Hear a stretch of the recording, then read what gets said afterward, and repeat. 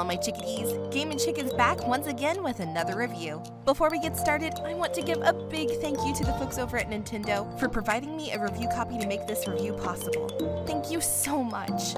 So now with that said, let's get on to it.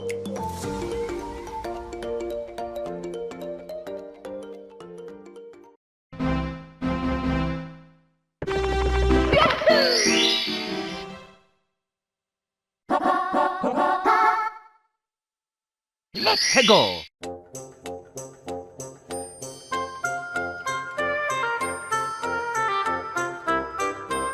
Princess Peach Showtime is Nintendo's latest spin-off within the Mario universe, and it is developed by Good Feel and published by Nintendo. With so many Mario-related games coming and going over the last decade, Nintendo finally views it time once again to give Princess Peach the spotlight she deserves. But is this the superstar performance she was destined to have? Or is it a case of game stage fright? Only one way to find out, so let's go! Story. After receiving a flyer, Princess Peach visits the theater, only for Grape to steal the show. Now she is taking the spotlight to bring Grape's reign to its finale. Gameplay. Oh boy, it has been a long time coming for Princess Peach. The time has finally arrived where she finally gets to star in another solo adventure for the first time since Super Princess Peach on Nintendo DS. But honestly, was that really a main starring role for her when you think about it? It was basically bipolar disorder, the game where her emotions based off happy, angry, or sad dictated how things would play out in the game with puzzles or combat, with the backbone of the game still involving Mario and Bowser. So in essence, she was still in the shadow of our favorite plumber, that devious lizard of a man Bowser. Don't let your kids what's it. Before you know it, they're gonna be eating sports candy and moving and running and jumping and dancing and being healthy. Honestly, if you're a female in the Mario franchise, current era is the era you want to be in as far as screen time and character development goes, if we're being honest here. For years and years, female characters such as Daisy, Princess Peach, Pauline, even Toadette have been given very little to do, treated as a side character, or nothing more than a damsel in distress. However, that's not a everything has been sexist remark. This is not one of those talks. Instead, I feel the rationale behind it is one that made perfect sense, and its profitability and character development. Having a character like Pauline come back after Donkey Kong Arcade and just be in a random game? Yeah, bro, that's really not gonna sell. Daisy getting a Limelight game or a specific piece of content for herself back a decade plus ago? Yeah, sorry, it's not going to work. There's just certain things and situations that are a lightning in a bottle moment that really can't take place until specific puzzle pieces and elements fall into place to make it happen. And Princess Peach and the female uprising in Nintendo games is having that moment right now with Princess Peach's own solo game for the first time since 2005.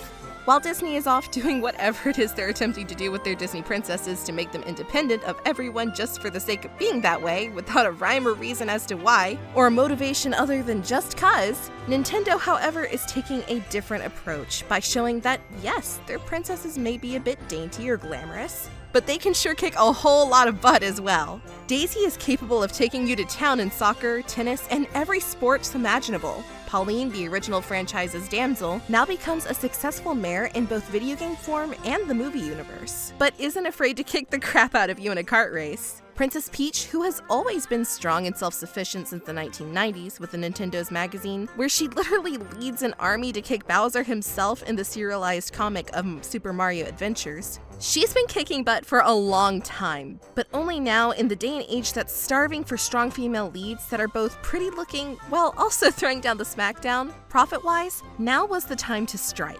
Especially after her leading role in the Super Mario Bros. Movie, which incorporated more of her attitude from the Super Mario Adventures magazine I just spoke about. But even with all that, was it still a wise decision to attempt it? Legit question. I feel that answer is yes. With the plethora of spin-offs tied to the Mushroom Kingdom, from Mario Paint, Mario is Missing, Yoshi's Island, Captain Toad, all the sports titles, Mario teaches typing, Yoshi commits tax fraud, even with all of those, the best that they've come up with for the girls is a bopping dance number in Odyssey for Pauline, kart racing adventures for everyone, whatever they were attempting with Princess Toadstool's Castle Run. Don't call me. Don't come by my house.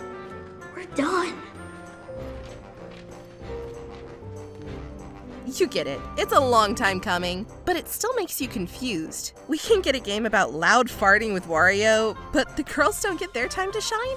I mean, no, I get it. Wario farts are pretty hilarious with WarioWare, but we need that one game from a Pauline, a Princess Daisy, a Rosalina, a Toadette, a Princess Peach, or heck, I'll even take Birdo at this point. To have a standout game that builds on a pillar for the rest of the female roster, like you've seen slowly building with the playable Peach in 3D World, playable Daisy in Super Mario Bros. Wonder. Wait, rewind for a second. Is Birdo even a girl? I hope so, because I've been saying she was Yoshi's girlfriend for like 20 years now. But still, bringing back Birdo anyways, add her to Smash so she can split an egg at 500 miles per hour as her final Smash.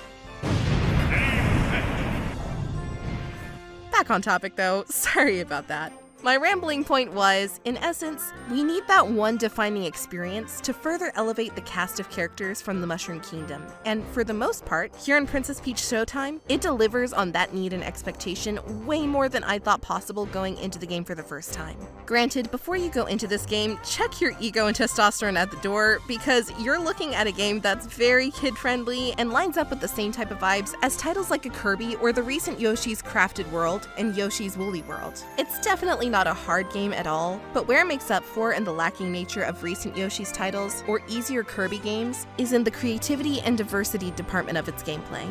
Sure, it may be kiddie at face value and a little easy, but the amount of collectibles to be rewarded with, alongside more than a handful of new power-ups, each transforming Peach's personality from fighter to chef to ninja to superhero, more than makes up for its lackings. And honestly, in the more intense action sequences, you forget you're playing a game aimed towards a younger audience, and instead feel that you're playing a 3D World-style equivalent, but as a solo Peach game instead. Yes, for me, it started feeling that good. Which, again, I was not expecting at all.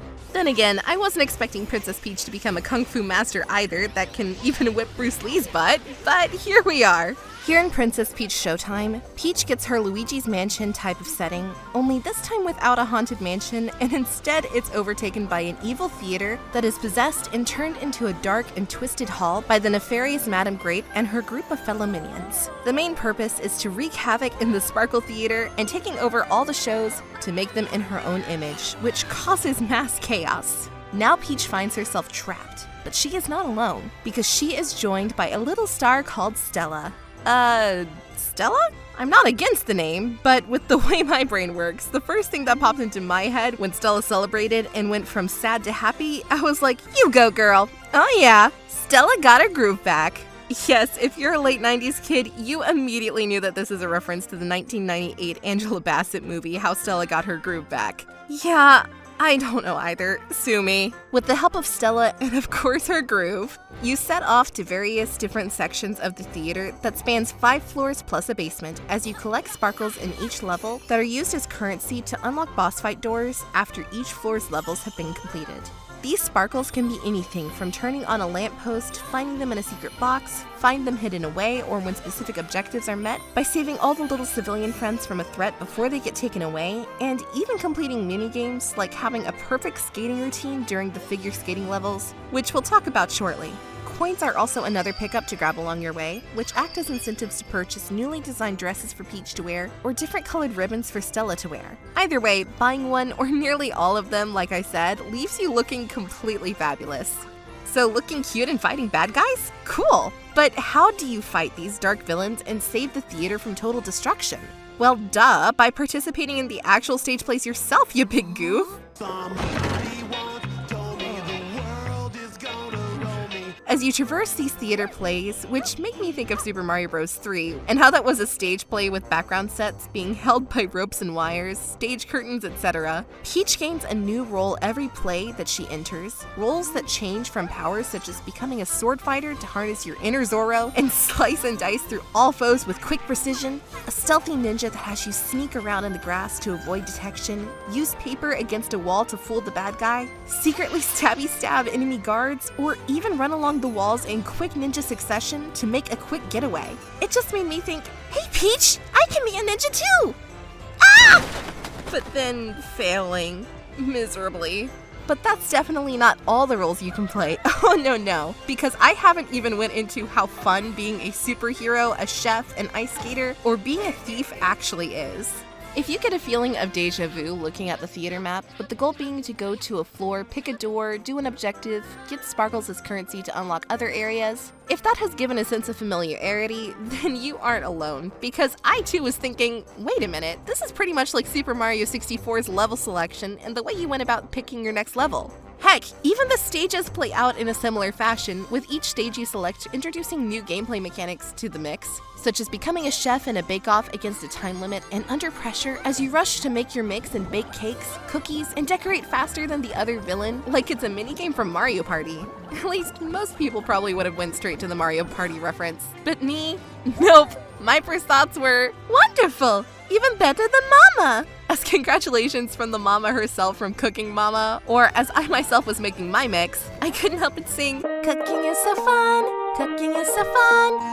Now it's time to take a break and see what we have done. Yay! It's ready! Wait a second. What we're doing isn't cooking at all, is it? Yep, the old brain went straight to the Azumanga Daioh reference, and I am not apologizing. Further expanding into the other gameplay aspects, which there are a lot due to there being 5 levels on each floor and 10 in the basement, you have once again ninja-themed levels that make you feel like a classic anime ninja running along rooftops and making slick quick jumps, go under the sea as a mermaid, and give the singing performance of a lifetime as you sing for fish to make them open shells revealing secrets, and a music-based minigame where you must match the fish on all sides of your singing bubble in the order they hit so that you may get them to join your band. This actually made me glad that Nintendo did the iterations of mermaids because I really didn't want to have to really deal with sirens, although little crazy Luma would have been down. She's pretty crazy.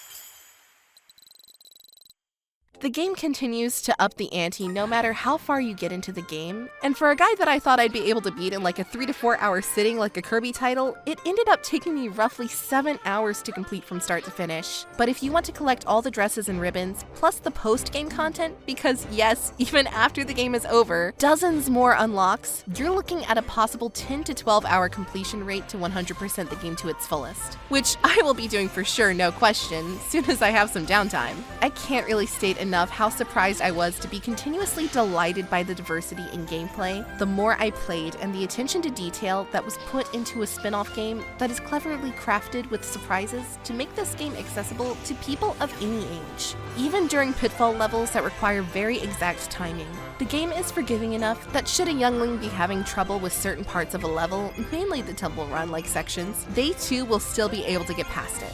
Expanding into each floor after defeating villains, which sometimes takes a little bit of strategy towards the end of the game due to difficulty being user-friendly, you will notice that the game, while fair and balanced, does tend to challenge you as the player with the task of adapting to each playstyle at a fairly quick pace by shifting from one amusing and fun activity to another in quick succession with no real downtime in between each level. 1 minute you're screaming, "Like the wind, boy!" as you mount your trusty steed to chase getaway trains and stop measly old varmints from stealing the gold from the OK Corral.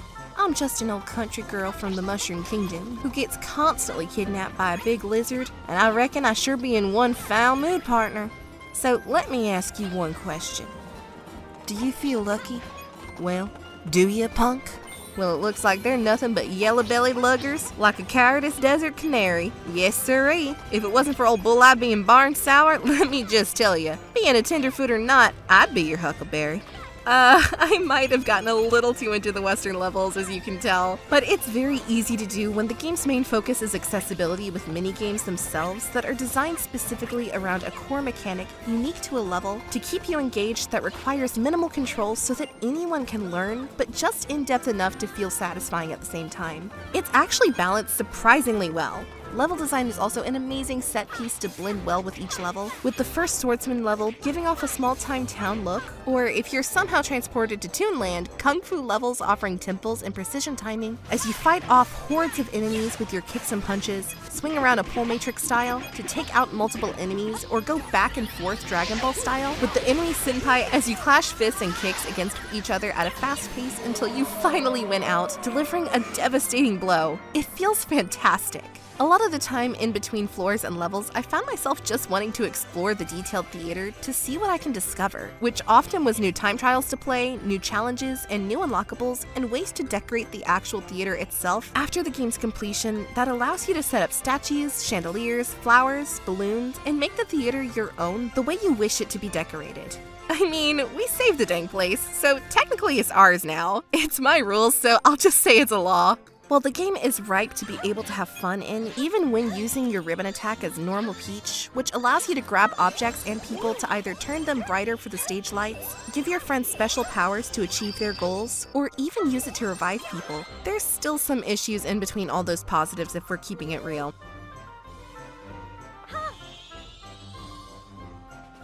Thank you, Peach! What?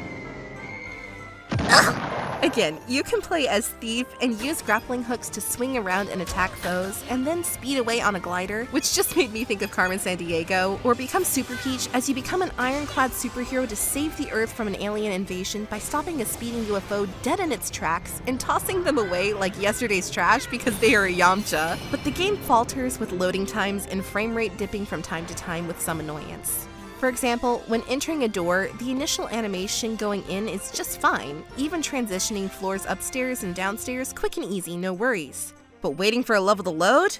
Oh man, it literally can take 10 to 15 seconds to load into a level, and while you wait on a loading screen, the FPS can drop to like 10 FPS or give you the illusion the game froze due to the amount of frame drop. Thankfully, I never experienced that type of drop during a gameplay stage, but still, that shouldn't be happening whatsoever anyways, and remains one of the rare cases in a Nintendo game where there's an actual legit issue with big frame drops and even loading screens. It's pretty mind-boggling, to be honest. Like how you can have epic boss battles, become Kaiju Peach, become Sherlock Holmes and investigate clues and interrogate criminals as you investigate the level's mystery, ice skate against rivals in a Disney on Ice-like performance and have 0 drops, but a loading screen with nothing going on borderline crashes the system? Heck, Sherlock Holmes might not even be able to solve that mystery. We'll have to bring in the big guns for that one. Right, Blue? Overall, at the end of the day, despite my initial bout of criticism towards the title, albeit yes, it always looked fun for me, I just didn't expect it to be this fun. Even again, despite my early skepticism, the game overall provided a genuinely good time and enjoyable experience that made me laugh quite a few times, or get confused and laugh at what I was seeing with things that made it look like Peach herself was getting everyone to give her energy so that she can either go Ultra Instinct or use Goku's Spirit Bomb. Beerus, my lord, is there something you wish to say? Here it comes.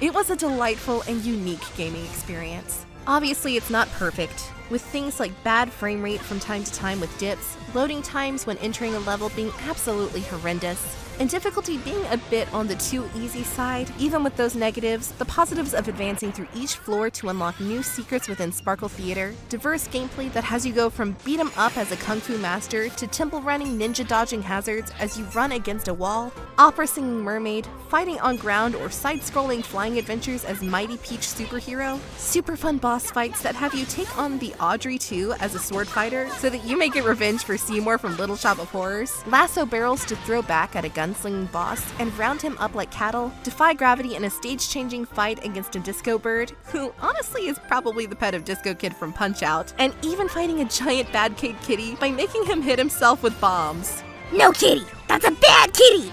There's just so much going on with Princess Peach Showtime that it's hard to narrow it down to just striking visuals that remind me of the polish of 3D World and its extra post-game content. It's just a cute, chill, fun time that someone of any age, masculinity aside, should be able to enjoy. So with all that having been said, my verdict is clear. Game-A-Chick says bye now.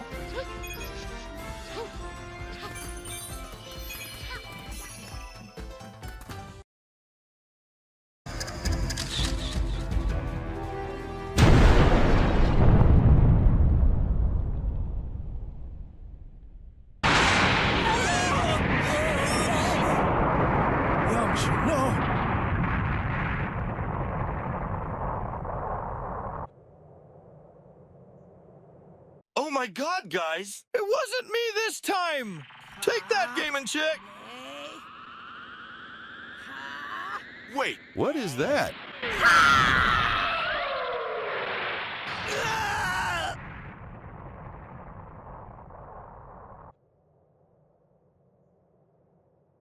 What? You didn't think I'd let him ruin the joke, did you?